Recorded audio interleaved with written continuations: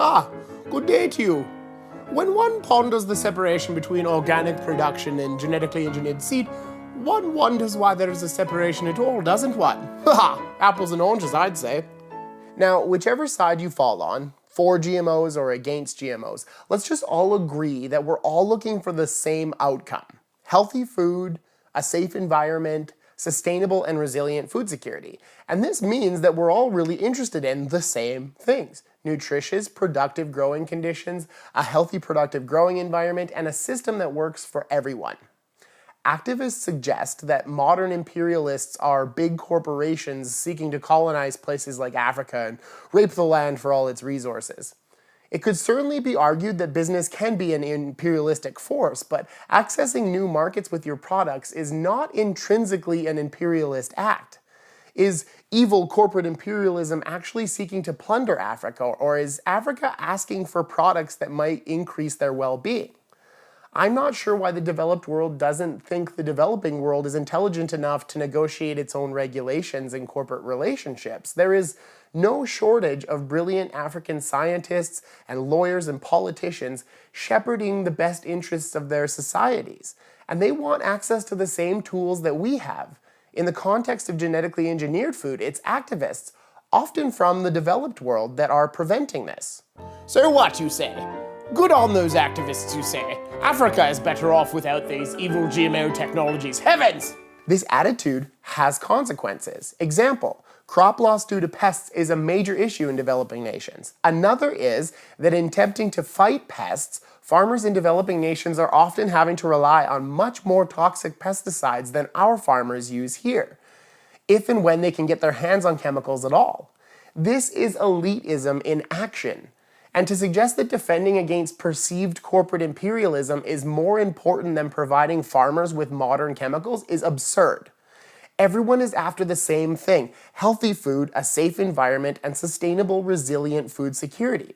Logic would dictate that if you give all farmers everywhere the same big toolbox filled with farming technology and let them choose which tools work best for them in their context, things are going to turn out great.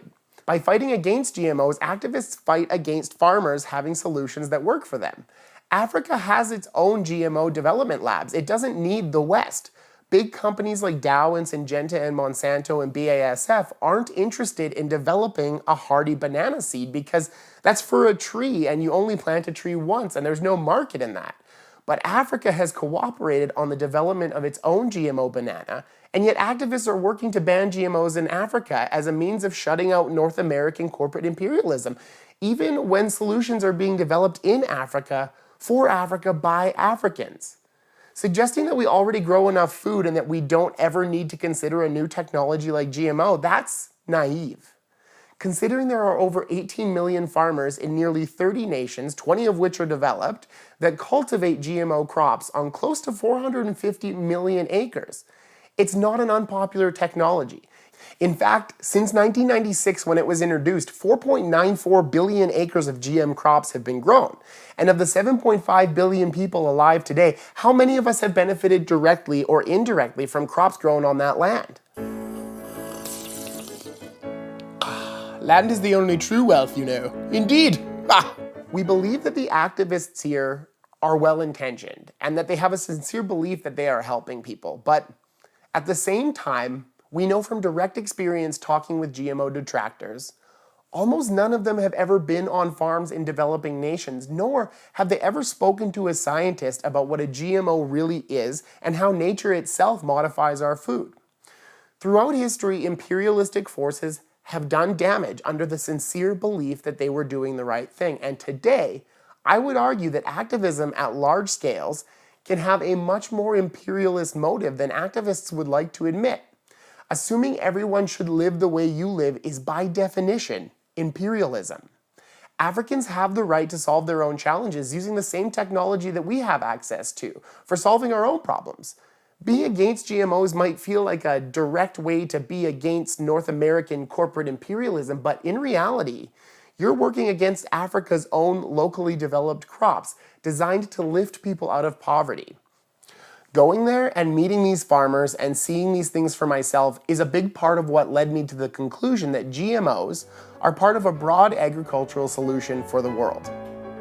We in the developed world need to stop asking if it's heritage or hydroponic, organic, conventional, GMO or CRISPR without first considering how lucky we are to be asking such questions. Thank you for watching. Please subscribe to our channel. Good day to you.